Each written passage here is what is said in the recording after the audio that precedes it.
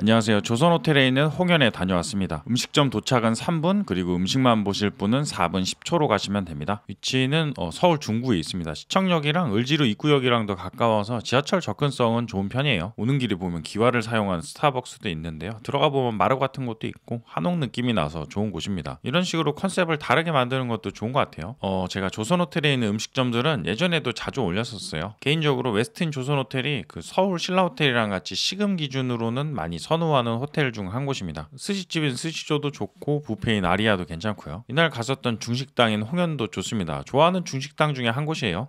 이 주변이 괜찮은 중식당들이 많이 있습니다. 바로 옆에 있는 롯데호텔 도림도 괜찮고요. 길 건너 있는 플라자호텔 도원도 좋습니다. 롯데호텔 도림은 여경옥 셰프님이 총괄로 계시던 곳인데 지금은 정년퇴직하신 걸로 알고 있어요. 그 뒤로는 아직 안 가봤지만 오래 계셨던 곳이니까 아마 지금도 괜찮지 않을까 싶어요. 플라자호텔 도원도 상당히 예전부터 유명한 곳입니다.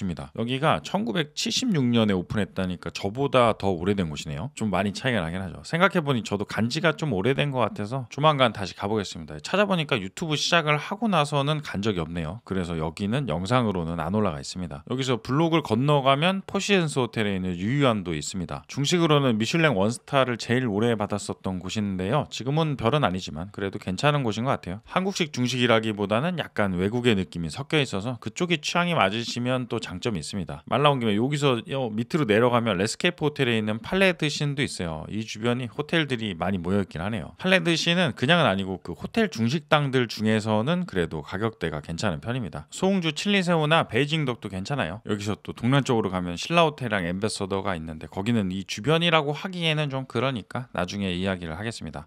다시 홍연은 기본 코스나 단품도 괜찮은데요. 주말만 가능한 10가지 요리가 나오는 코스가 있습니다. 이 코스가 가성비도 괜찮은 편이에요. 이게 메뉴판인데 이 메뉴판 요리 중에서 10가지 요리를 고르면 됩니다. 인당 다 따로 고를 수 있는 건 아니고 일행들끼리 통일해서 골라야 돼요. 그래도 원하는 걸로 10가지 요리를 골라서 내 맘대로 코스를 만들 수 있는 건 장점인 것 같아요. 물론 아쉬운 부분도 있습니다. 고를 수 있는 요리들을 보면 단품으로 봤을 때 가격대가 많이 비싼 요리들은 잘 없는 편이에요. 제비집, 건전복, 해삼주스 그런 애들이 없는 건데요. 그런 부분은 코스 가격을 생각하면 매우 이해가 되는 부분이기도 합니다. 좀 일반적으로 알만한 요리들 위주로 있어요. 그래도 전가복도 있고 일품 해삼도 있습니다. 그래서 저는 유린기 같이 일반적인 한국식 중식을 여러 개 먹고 싶을 때는 여기가 생각이 나더라고요. 그래서 이거는 아쉬운 부분이기도 하면서 또 장점인 부분도 있습니다. 가격은 점심은 13만 5천 원이고 저녁은 16만 원이에요. 점심이랑 저녁의 차이가 불도장이 메뉴에 있고 없고의 차이예요. 그래서 불도장을 선호하지 않으시면 점심이 나올 수가 있습니다. 저는 저녁으로 다녔어요. 그래서 원래는 어차피 10개 중에 하나니까 불도장을 먹으려고 했었거든요. 그런데 순간 살라탕이 좀 많이 먹고 싶어서 불도장을 주문을 안 했습니다. 생각해보면 좀 아깝긴 한데 그때 살라탕의 신맛이 너무 땡겨서 후회는 없습니다. 홍연 주말 코스가 점심은 13만 5천 원이고 저녁은 16만 원이니까 절대 가격이 낮은 편은 아닌데요. 이게 생각보다 예전에 비해서 가격이 많이 오른 건 아니에요. 요즘 다이닝이나 스시 오마카세 집들 가격이 올라간 거를 생각해보면 상대적으로 가격이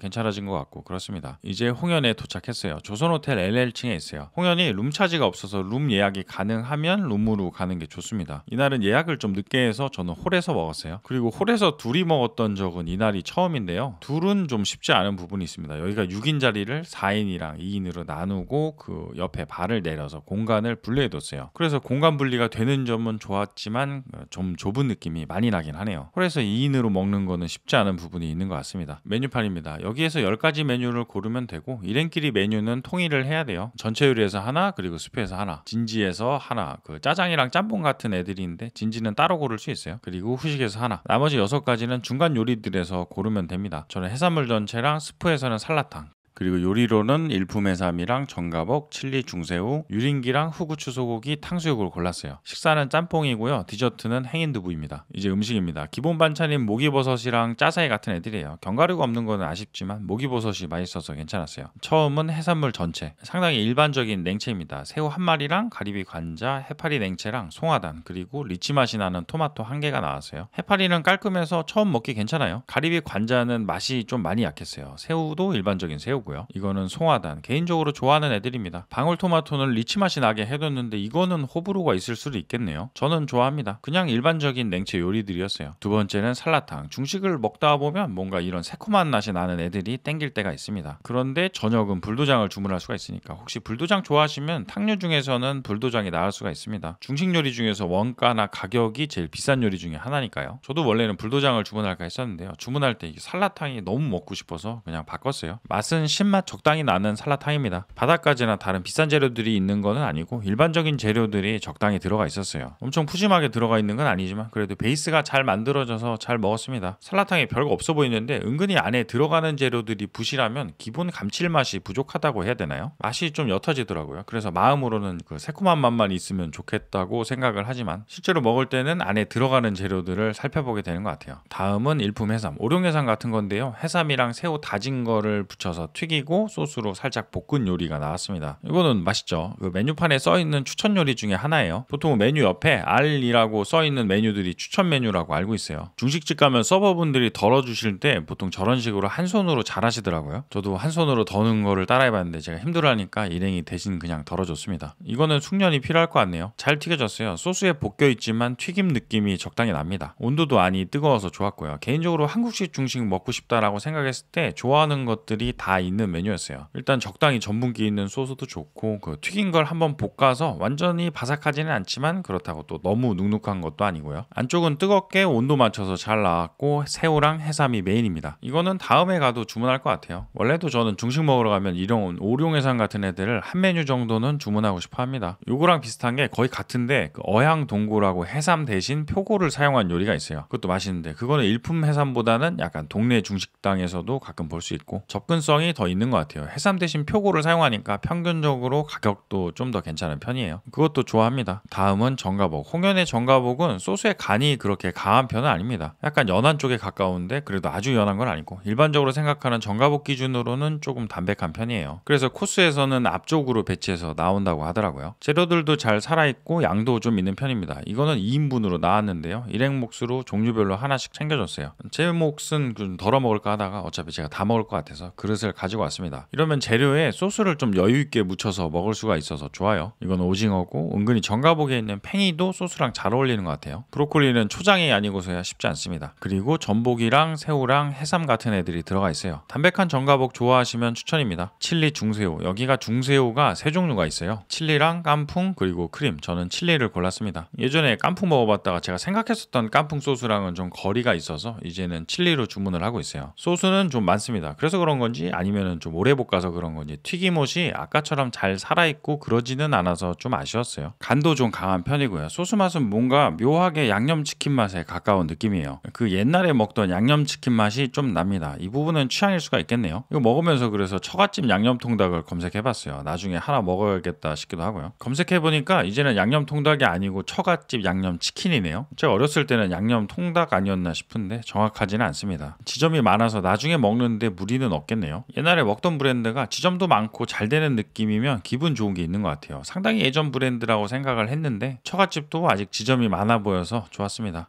유림기, 아래 새콤한 소스가 깔려있고 그 위에 양상추를 올리고 그거 위에 닭을 튀긴 걸 올려뒀습니다. 유림기도 메뉴판에 알이 붙어있어요. 저도 이거는 추천입니다. 일단 식감을 상당히 잘 살려뒀어요. 이게 상당히 바삭합니다. 홍현이 전반적으로 튀김을 잘하는 것 같아요. 매번 성공하는 거는 아니지만 이날도 맛있게 잘 먹었습니다. 여기 유림기가 예전에 왔을 때는 좀 많이 바삭했었거든요. 여기에서 조금만 더 튀기면 겉은 더 많이 바삭해지면서 딱딱에 가까워지고 고기는 육즙이 줄어들면서 퍽퍽에 가까워집니다. 그렇게 되면 아쉬운 거고요. 잘 튀겨졌으면 겉은 쉽게 부서지면서 바삭하고 고기는 안쪽이 촉촉하게 잘 유지가 되는데 그러면은 맛있죠. 이날은 잘 튀겨졌습니다. 이렇게 안쪽이 촉촉하게 즙도 좀 있어 보이면서 살도 살아있으면 맛있어요. 새콤한 소스도 잘 어울리고요. 그리고 고수를 조금 올려서 먹어도 괜찮아요. 이날 같이 갔었던 일행은 고수를 안 좋아해서 저는 따로 달라고 하고 위에 올려서 따로 먹었어요. 이 조합이 의외로 잘 어울립니다. 유린기는 나중에 가도 다시 먹을 것 같아요. 다음은 후부추 소고기. 양이 적당해 보이지만 이게 생각보다 양이 많은 편은 아닙니다. 6점이 있어서 제가 3개를 가지고 왔어요. 요 정도 양이네요. 한우라는 걸 감안해도 좀 적은 것 같기도 하고, 얇아서 그런지 익기도 그냥 다 푹 익었고요. 제가 좋아하는 후구추 소고기랑은 약간 거리가 있었어요. 이 정도 양으로 나올 거면 한우 안 쓰고 그냥 미국산을 사용해서 푸짐하게 가는 게 더 나을 수도 있을 것 같습니다. 다음은 탕수육. 이거 할까 딴 거 할까 하다가 일행이 원해서 주문을 했어요. 1인분씩 따로 나오니까 접시가 비어 보이네요. 이게 접시가 비어 보일 때는 좀 더 많이 나와도 좋은 것 같습니다. 복먹이나 부먹은 아니고 찍먹으로 나왔어요. 이거 관련해서는 제 주변도 취향들이 확실해서 그냥 언급을 안 하는 것도 좋은 것 같고 그렇습니다. 제 취향도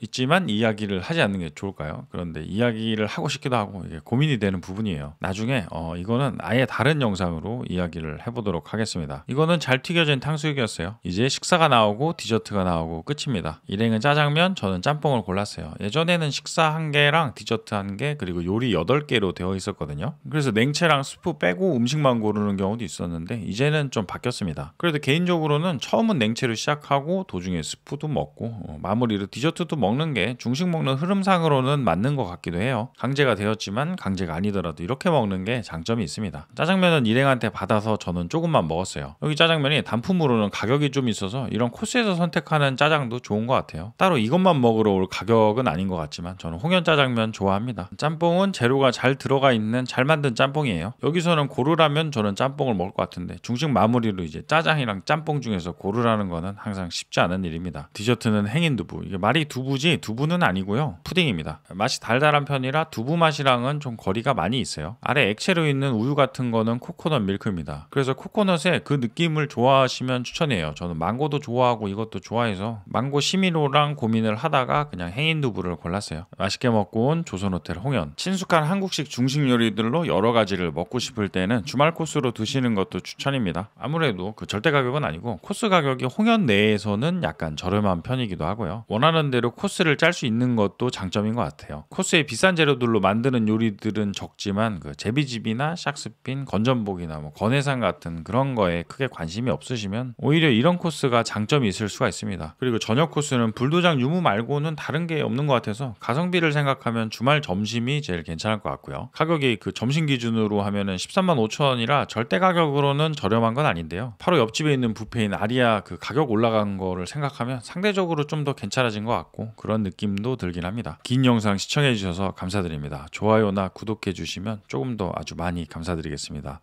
알림도 부탁드리겠습니다.